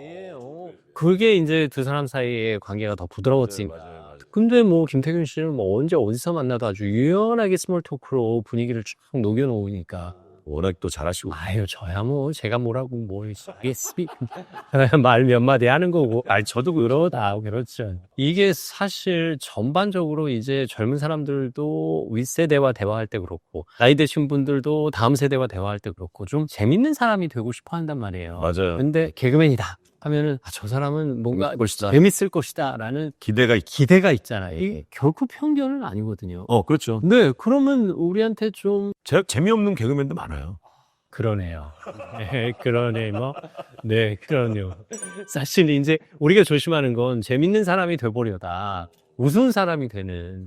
이게 어떻게 보면 종이 한 장 차이인데 이 종이 한 장 차이를 결정짓는 어떤 요소가 있을까? 그러니까 저희 라디오에서 나왔던 사연들이 많잖아요. 재밌는 사연들을 외웠다가 이렇게 해주시는 분이 있어요. 아무래도 이제 제가 하는 것보다는 못 살릴 거 아니에요. 그렇죠. 예. 그런데도 그걸 꼭 그렇게 해서 해줘야지 하고 막 해주는 정성이고 노력이에요. 그것도 사실은. 착한 분들이 이제 그런 행동을 하죠. 그런다고 이제 분위기를 좋고 재밌으면 또 신나고 더 한다고. 막 더 준비해서 가고. 근데 이제 중요한 거는 그 눈치가 없으신 거죠, 사실은. 근데 저는 좋은 분들이라고 생각을 해요. 그래도 계속 갈구기만 하는 부장보다는 낫잖아요. 100배 낫죠, 100배 낫죠. 그런 분들이 좀 착하다는 것만 좀 알아줬으면 좋겠어요. 근데 그렇게 생각하니까 좀 짠해지기도 하고 안쓰럽기도 하고. 착해요. 일부러 준비하는 건데. 어떻게 보면 그들이 듣고 싶은 얘기를 해야 되는 건데 내가 하고 싶은 얘기를 하다가 나오는 내 결정적인 실수가 아닌가 싶기도 하고요. 그러니까 이제 같이 밥 먹고 싶은 아저씨가 되는 어떤 힙한 아저씨, 같이 밥을 먹고 싶게끔 만들려면 그들이 궁금한 것들을 던질 수 있는 상대가 돼야 된다. 왜냐면 그런 아우라가 풍기면 질문을 던지게끔 마련이거든요. 이게 같이 밥 먹고 싶은 아저씨라는 건 저 아저씨랑 밥을 먹으면서 대화를 하고 싶다는 소리잖아요. 그럼 결코 이 아저씨는 흔히 말하는 삿된 표현으로 꼰대들의 대화법을 안 쓸 거라는 거예요. 거기 같이 밥 먹고 싶은 아저씨 되는 법에서 딱 중간에 있는 얘기가 묻기 전엔 말하지 않는다가 있어요. 묻기 전에 궁금해도 참고 묻기 전에 대해서 물어본 거에 그때서 본인의 어떤 얘기를 따뜻하게 얘기를 해줘라가 돼 있는데 쉽지 않은 얘기죠. 제가 하는 강의에서는 이런 얘기를 가끔 해요. 결국 묻고 싶어든 정보를 묻지 말고 감정을 물어라. 아, 너 얼마 버니? 너 몇 평 아파트에 사니가 아니라 힘들진 않니? 기분 좋은 일은 없니? 감정을 물어봐라. 이런 얘기를 하고. 그것도 너무 좋아요. 네. 묻고 싶다면 감정을 물어봐라. 그러다 보면 이제 자연스럽게 정보가 흘러나오고 그 감정이 나올 수밖에 없던 상황들이 설명이 되니까 결국은 또 스토리텔링이란 말이에요. 사실 김태균 씨는 스토리텔링의 달인이라고 과언이 아니잖아요. 이 스토리텔링, 과거에는 뭐 삿된 표현으로 썰이라는 표현을 쓰기도 했지만 뭐 썰을 잘 푼다 뭐 이런 표현을 했지만 어떻게 하면 스토리텔링을 잘할 수 있을까요? 내가 그때 이런 감정이 있었을 때 어머니가 돌아가셨고 그러면서 이제 내가 살아온 길을 얘기할 때 뭐라 그럴까 보태는 일이 없었으면 좋겠다는 생각을 해요. 그냥 솔직한 그때 당시에 내 감정으로 파고들어서 이때 나는 이런 일이 있었어 하면서 얘기를 할 때 나한테 얘기하듯이 그냥 하는 거예요. 그러면 이제 나의 스토리들을 털어내면서 나도 내 감정이 이러네 하면서 툭 터져 나오면 그냥 사람들이 집중을 엄청 하는 것 같더라고요. 예를 들면 저는 사실 라디오 DJ가 꿈이었어요. 집안 형편이 너무 어렵고 힘들고 방황을 해야 되는 상황인데 방황을 다 잡아줬던 게 밤마다 들리는 라디오 DJ의 따뜻한 목소리 때문에 제 인생이 바뀐 것 같아요. 그때 라디오 DJ가 꿈이 돼버렸어요. 그래서 저는 서울예대 방송연예과에 발음과 오디오 연기를 전공하려고 일부러 방송연예과에 들어갔어요. DJ가 되게 네. 그래서 들어갔다가 DJ를 공채로 뽑지 않는데 어떻게 하다가 라디오 DJ가 되지? 가수가 DJ를 하네? 그때 이문세 형님 방송을 듣고 그런 꿈을 갖게 됐으니까 가수가 돼야지 하고 또 가수 시험을 봤는데 떨어지고 가수의 재질이 없나? 재능이 없나? 이거 뭐지? 그러다가 배우도 하네? 탤런트 시험을 봤는데 연기도 잘 안 되고 떨어졌어. 어떻게 DJ가 되지? 그러다가 가수, 연기자 안 됐죠? 이제 개그맨밖에 안 남았어. 개그맨을 한번 봐볼까? 그래서 개그맨 시험을 봤는데 그게 탁 달라붙은 거예요. 웃기는 재능이 하나도 없다고 생각했는데 그런 재능이 나한테 있었나 보다. 잠재력을 발견하게 되고 그러다가 돌아서 지금의 라디오 DJ를 20년 동안 한 꿈을 이룬 사람이 됐어요. 나는 이제 스토리텔링을 지금 얘기한 거잖아요. 그런 거에 대한 얘기할 때 한 개도 사실이 아니냐는 게 없었고 그냥 솔직히 있었던 얘기를 하면서 저의 지금 상황에 맞대어서 이렇게 풀어내는 상황이잖아요. 지금 들어보니까 말하던 순간의 과거 시점의 감정에 집중하고 있는 듯한 느낌. 맞아 그거예요. 그때 나로 돌아가는 조금 더 구체적으로 얘기하면 시간이 너무 길어져갖고 지금 그 상황이 진짜 어이없던 상황도 되게 많고 했었거든요. 근데 희한한 게 감정이라는 게 글 쓰는 것도 그런데 글을 쓰다 보면서도 그렇지만 말을 하면서 보니까 이상하게 평소에는 기억 안 나던 그때 상황으로 구체적으로 막 생각이 나요. 막 그때 입었던 옷도 생각날 때가 있고 왜 과거 속인데도 불구하고 그때 여기 달았던 번호가 막 생각나. 수험 번호가. 개그맨 수험 번호가 생각나고 막 그래요. 그래서 되게 희한한 어떤 그런 게 있더라고요. 쏙 타임머신 탄 것처럼 그걸 갈 때가 있어요. 그러면 막 내가 신나서 얘기해. 근데 말이야. 그때 말하면서 얘기하면 나 혼자 빠져갖고 얘기하다 보면 그때 몰입이 돼요. 말씀하신 게죠. 내 이야기의 스토리텔링을 하다 보면 왠지 더 친근감이 느껴지고 가까워지는 느낌이 들거든요. 지금 와이프랑 연애할 때도 그랬던 것 같아요. 물론 이제 저의 상황을 많이 아는 와이프지만 내가 어떻게 살았고 나는 어떤 사람이고 어설프고 서툴고 이런 사람이야. 이 얘기를 과거부터 쭉 이렇게 얘기를 하면 와이프가 마음을 확 빨리 열었던 느낌이 나요. 그래서 너는 어떻게 살았어라고 안 물어봐.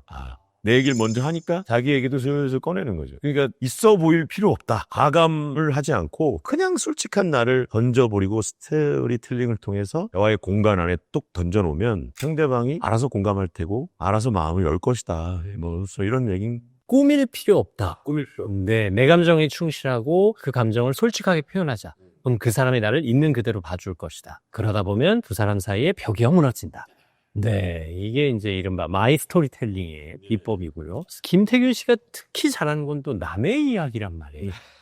이게 라디오로 오는 사연들을 어찌나 꿀떡같이 소화를 하시는지. 뭐 이를테면 저희가 김태균 씨 이야기, 오늘 방송에서 김태균 씨 만났는데 어린 시절에 형편이 좀 어려웠나 봐. 근데 밤마다 라디오 들으면서 라디오 DJ가 되는 꿈을 꿨대. 그래서 심지어 이야기하는 법, 정확하게 말하는 법을 배우기 위해서 서울예대 방영과에 들어갔대. 그리고 어떻게 하면 DJ가 될 수 있을까 고민하다가 이문세 씨 보고 가수가 되는 길이 제일 빠르겠다고 생각했대. 그래서 가수가 되려고 노력을 했는데 노래가 조금 처지나? 가수가 안 됐대잖아? 그러다 보니까 개그맨 시험이었고 개그맨 시험을 보다가 보니까 내가 사람들을 웃기는구나. 이렇게 해서 사람들과 소통하는구나 하는 비법을 알게 됐대. 라디오야말로 청취자들하고 진정한 소통이잖아. 그러니까 개그맨 10년 하다 보니 진짜 라디오 DJ가 되는 거지. 벌써 라디오 DJ 20년 경력이잖아. 그러니까 우리가 2시만 되면 안 웃을 수가 있어? 요렇게 표현을 하고 나면 대박이시네요. 이거 이렇게 해서 남 얘기를 이렇게 듣는 것도 머리가 똑똑해야 돼. 진심으로 들어주신 거잖아요. 그러니까 이렇게 스토리텔링이 쫙 나오시죠. 아니, 그러니까 워낙 김태균 씨가 자기 이야기를 진심으로 하다 보니까 그 감정이 차곡차곡 내 마음에 담겨서 내가 그 감정에 동화되다 보니까 저도 모르게 그냥 이런 이야기가 나오는. 이렇게 해서 그대로 얘기하는 상대방 입장에 되게 감동을 받아요. 오히려. 내 얘기를 그렇게 귀담아 들어주셨구나. 그럼 마음이 더 확 열리죠. 이 얘기를 듣다 보니까 또 거기서 제가 뭘 발견했냐면 만약에 첫 번째 대학가요제에서 가수 시험에서 붙어서 DJ가 됐다고 생각하면 아마 지금 같은 DJ는 못 나올 줄 알아 생각. 차원이 다르네요. 느낌이. 제가 개그맨이 돼서 개그맨으로서 사람을 통하고 웃기는 방법에 대해서 알고 나서 DJ가 되니까 지금의 DJ가 된 것 같다는 생각이 드는 거예요. 여기서 얘기하시니까 그러네. 새로운 발이게요. 만약에 배우가 돼서 그냥 연기를 통해서 해서 DJ를 했다 그러면 뭐 몇 개월 안 하고 그만했을 것 같기도 하고 막 그런 생각이 들어요. 개그맨을 거쳐서 DJ가 됐기 때문에 탁월한 스토리텔링, 탁월한 유머 감각이 라디오에 반영되는 거고, 만약에 가수를 하다 DJ가 됐으면 마치 금창환 선생님이 하시는 것처럼 뭐 사연 들으면 바로 노래하고 사연 들으면 바로 노래하고 그냥 따뜻한 DJ 정도의 느낌이었겠지만 이런 웃음을 막 드리는 어떤 DJ는 안 됐을 것 같아요. 웃음과 감동을 버무린 DJ하고는 좀 달랐겠는데. 그러니까 지금 발견하죠. 대화선수 왜? 네, 재밌어요. 네, 이게 결국은 그럼 아까 말한 대로 잘 들어야 되는 거예요. 무조건 잘 들어요. 그러니까 남의 말을 듣고 전할 때도 그 남의 말의 포인트가 어디 있는지, 남의 말의 감동 포인트와 감정이입 포인트를 내 마음에 받아들여서 그걸 살리는 방법이 최고예요. 네. 이거 내가 왜 이렇게 말을 많이 하고 있지? 우리 김재원 씨와 함께 하고 있습니다. 즐겁습니다. 네.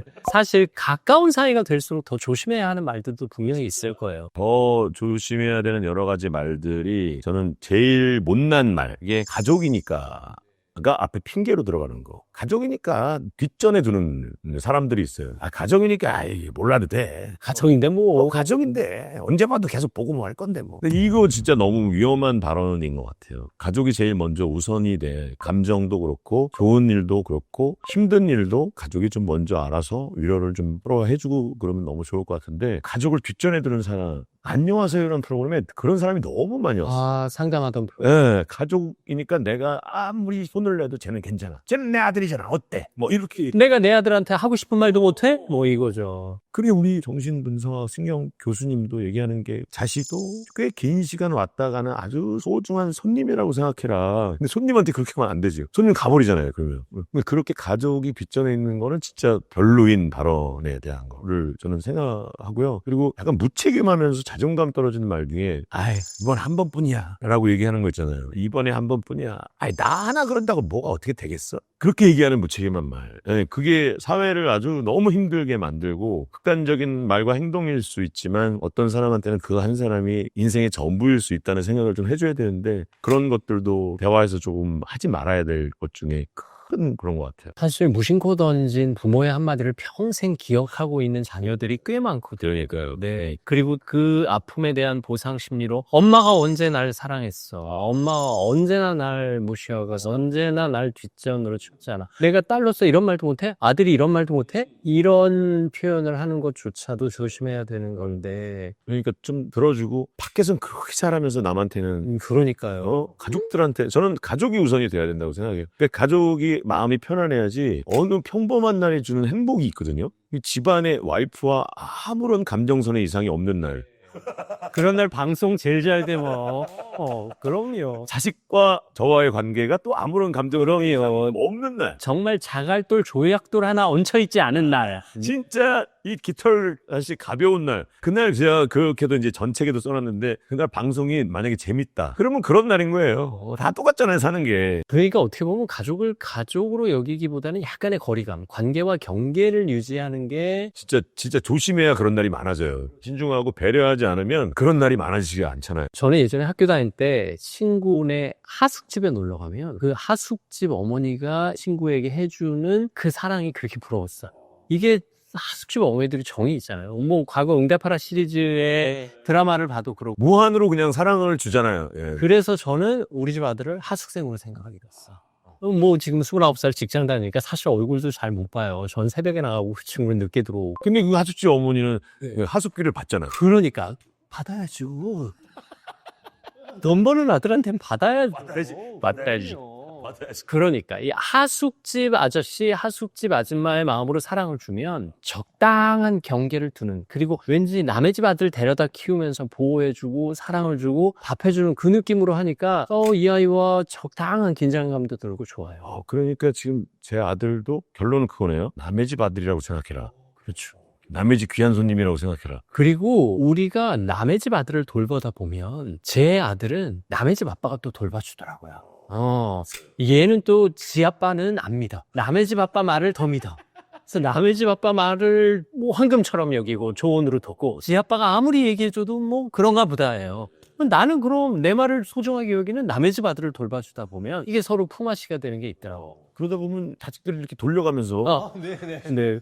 공동육아. 공동육아를 하는 거네요. 예. 사실 앞서도 이제 가족 이야기 했고 아들을 하숙생처럼 여긴다 뭐 이런 얘기도 했습니다만, 우리가 또 가족끼리 아끼는 말들이 있어요. 이건 좀 평소에 해야 되는 것 같은데 가족에게 듣고 싶은 말을 못 듣는 경우도 있거든요. 근데 뭐 가족도 가족이지만 오래 살았어도 한 집안에서 성향이 다 있잖아요. 예, 그래서 민망해서 못하는 거라고 알고는 있지만, 그래도 뭐 듣고 싶어하는 사람 입장에서는 서운한 말일 수도 있잖아요. 지 가족한테 그런 얘기 뭐 하래. 기본적으로 알고 있는 거 아닌가? 근데 말하지 않으면 모르거든요. 특히 이제 사랑한다는 말, 좋아한다는 말, 당신 때문에 행복하다는 말, 고맙다는 말, 미안하다는 말, 기본적인 말들인데 그거를 못해서 오해가 사고 평범한 날의 행복을 못 느끼고 그런 것들인 것 같아요. 그래서 들은 사람이 말할 줄 안다라는 얘기에 저는 들어본 사람이 말할 줄 안다. 그 말을 고맙다고 들어본 사람이 고맙다고 얘기할 줄 알고, 미안하다는 말을 들어본 사람이 미안하다고 말할 수 있고, 사랑한다는 말을 들어본 사람이 사랑한다고 말할 수 있다는 생각이에요. 그래서 어느 순간 저희 돌아가신 어머니가 저한테 자주 했던 말 중에 아들 사랑해? 라는 말을 저한테 진짜 하루에도 몇 번씩 하셨어요. 그래서 우리 엄마는 진짜 나를 많이 사랑하는가 보다. 그렇기 때문에 많이 들어봤기 때문에 저도 우리 아내와 아들한테 아들 사랑해? 자주 해요. 자주 하는데 둘은 안 해요, 저한테. 그래서 그냥 나도만 해요, 나도만.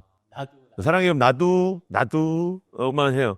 사랑이라는 말을 듣고 싶은데. 그렇지만 아빠한테 듣고 살아서 굳이 아빠는 안 들어서 너가 나를 사랑한다는 걸 알지만 다른 또 누군가의 네가 가족을 만들었을 때 그 가족한테는 할 수 있는 아이가 되겠지. 듣고 자랐으니 우리 아내도 이제는 내가 마지막 남자겠지만 그래도 언젠가는 나한테 해주겠지. 뭐 이런 바람이 있는 거죠. 아마 아들은 아빠의 그 말을 많이 듣고 자랐기 때문에 사랑해는 아빠의 언어구나. 그리고 그 아들이 아빠가 됐을 때 그 아들에게는 잘해줄 거예요. 집에 딱 들어왔을 때 굳이 말로 사랑한다고 하지 않아도 이렇게 미소가 지어지는 와이프와 애의 행동이 있거든요. 그래서 어느 날부터 현관문을 열고 들어왔으면 중문이 있잖아요. 우리가 아파트에 중문이 있으면 와이프가 미끄러져서 왔어! 이런 행동을 하는데 그게 너무 좋아요. 너무 그게 좋았고 그게 사랑의 오빠보다 나은 것 같다는 생각이 들어요. 요즘에 너무 귀엽고 그야말로 엄청난 리액션이고 원래 그렇게까지 안 하던 분이신데 그분이 최근에 몇 년 안에 오히려 나이가 드셔서 그러면서 표현도 하고 안아주게 고생 많았어! 엉덩이 막 공기팡팡 해주고 나 그러면 너무 좋더라고요. 근데 우리 아들도 딱 20살인데 그전에도 그랬지만 아무 말 없지만 나와. 아빠 왔어. 그래서 아빠 나왔고 안아줘요. 아들이 조용히 고생했어. 그리고 싹 들어가 또 그런 게 너무 좋아요. 그 두 행동이 요즘에 너무 좋아서 막 사랑해 아빠 그러고 감정 없이 하고 들어가는 것보다는 훨씬 더 좋은 생각이 좀 들어요. 내가 하기 나름인 것 같아요. 내가 어떻게 표현하느냐에 따라서 그 얘기를 듣고 그 표현을 본 사람이 행동을 어떻게 하느냐는 강요할 필요는 없고 자연스럽게 어떤 식으로든 나온다. 사실 한 번 하기가 힘든 건지 한 번 하고 두 번 하고 한 서너 번 하다 보면 될 것 같은데 이게 한 번 하기가 어색하단 말이에요. 그래요. 그래도 그 어색함을 이기고 해와야겠지. 해야 돼. 약간 저희 어머니가 돌아가시기 전에 저희는 라디오 DJ를 하면서 오프닝 멘트 하기 직전에 어머니한테 전화를 해서 습관처럼 어머니 사랑해요. 오늘 식사 뭐 하셨어요? 뭐 하셨어요? 근데 어머 너무 좋아하셨죠. 그 같은 시간에 아들한테 전화가 들어오고 그러면 그래요. 엄마 사랑한다. 그러고 이제 끊어. 이거를 습관처럼 해놓으니까 돌아가시고 나니까 어머니를 그리워하는 것도 습관처럼 하게 돼요. 그러니까 효도도 그게 조금 한 번 힘들어서 그렇지 조금 습관처럼 하다 보면 나중에 돌아가시고 나면 어머니도 그리운 것도 습관처럼 하게 된다. 코코라는 애니메이션을 보면 죽은 자들의 세상에서는 환자들의 세상에서 그리워하지 않으면 되게 남루하게 살잖아요. 그 애니메이션을 보면. 그러니까 그런 거 보면 나 너무 많이 울었던 그 코코를 보면서 어머니 돌아가신 이후에 나온 드라마라 애니메이션이다. 진짜 많이 오셨겠다. 사실 이 대화라는 게 우리 일상에 늘 존재하는데 우리가 늘 존재하기 때문에 오히려 공기처럼 신경 안 쓰고 하고 습관처럼 하고 무심코 하고 그래서 오히려 더 견고해지지 못하는 것이 아닌가. 그런 걸 수도 있죠. 그럴수록 오히려 더 섬세하게 신경 쓰고 작전을 세우고 전략적으로 접근해야 되는 것이 이것이 아닌가 싶기도 한데 이런 대화법과 관련해서 떠오르는 문장 혹은 기억나는 책 추천해 주실 만한 게 있어요? 저는 가슴에 새기고 사는 문장들이 이제 몇 개가 있어요. 그것들 중에 한 가지는 다들 공감이 되는 얘기죠. 어느 한순간도 내가 선택하지 않은 순간이 없다. 그러니까 절대로 난 탓하지 말아라. 라는 것을 제일 많이 새기고 살고요. 그러니까 이거를 풀어서 얘기를 하면 지금 1초라도 제가 얘기하고 있는 지금 이 순간도 이 단어도 내가 선택해서 나가는 거고 이 손동작도 내가 선택을 해서 하고 있는 거고 반응을 하시는 리액션도 선택을 하신 거고 그러다가 이 접점에서 언젠가 우리가 인연이 돼서 만나서 그런 인연이 돼서 또 어떻게 풀어져 나갈지 모르고 결혼이란 것도 나의 선택이고 어떤 사람이 꼬셔서 결혼했어요. 그럴 수는 없거든요. 꼬셨지만 안 넘어가면 그만인데 넘어가는 것 자체가 이제 또 선택이 되는 거고 메뉴 하나를 선택하는 것도 마찬가지고 그렇게 생각하면 신중해질 수밖에 없어요. 그 선택의 순간순간들 요 한마디를 할 때 요거 하면 더 재밌고 사람들한테 감동을 주겠구나라는 순간순간에 그것도 자주 해봐야지 말과 행동이 여기 자연스럽게 흘러나오지 그런 문장도 새기고 살고 아까 드렸던 것 중에 남들은 아무도 나한테 관심이 없어. 그러니까 반대로 얘기하면 나라도 나한테 관심을 갖자. 내가 좋아하는 것과 내가 하고 싶었던 것들 찾아서 즐기면서 사는 인생을 살아야 되겠다. 그게 어머니의 유언이기도 했고요. 그리고 또 좋아하는 말이 어떤 한 기업 대표의 말이에요. 제가 그때 MC를 보던 프로그램에서 여쭤봤는데 성공이란 무엇이라고 생각하십니까? 라고 얘기했더니 그분이 내가 하고 싶은 걸 마음껏 할 수 있고 하기 싫은 걸 안 할 수 있는 자유가 아닐까요? 라고 얘기를 하는 거예요. 그래서 하고 싶었던 걸 마음껏 하는 것보다 하기 싫은 걸 안 할 수 있는 자유에서 너무 꽂히는 거야. 예. 그런 것들을 없애나가면서 성공의 삶을 가는 것 같아요. 예. 진짜 성공하는 사람들은 하기 싫은 거 안 하는구나. 네. 근데 전 말씀 듣다 보니까 한 3, 4년쯤 되는 것 같은데 그냥 즐기려고 해요. 이제 그냥 즐기려. 예, 그 책이 떠올랐어요. 이 책 전에 냈던. 네네. 그 책도 정말 많은 걸 생각하게 하는 책이었거든요. 그 책이 이제 주로 이제 제 얘기를 많이 쓴 거. 제가 살아온 길에 대한 얘기를 많이 쓴 거고, 이 책은 이제 제 생각을 위주로 많이. 예. 그러니까 그 책을 읽고 나면 태균 씨를 좋아할 수밖에 없고, 이제 태균 씨가 하는 말 한마디 한마디를 내 마음에 담을 수밖에 없는 김 작가님의 명작. 이제 그냥 즐기려. 이제 그냥 즐기려고는 정말 강박을 탈출하려고 쓴 글들이에요. 이 글처럼 편하게 쓰지 못했어요. 내 글을 남이 보겠지라는 생각으로 글을 써갖고 글이 솔직하지 못했어요. 근데 쓰다가 그렇게 부닥친 거야. 그래서 글이 안 나오는 거야. 한계.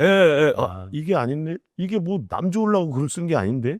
내가 마음이 편해지고 내가 행복해야 되는데? 그러다가 글 방향이 갑자기 바뀌었어요. 그래서 한 3분의 1 정도 글을 써내가 다 없애버리고 하시세로 다 쓴 거예요.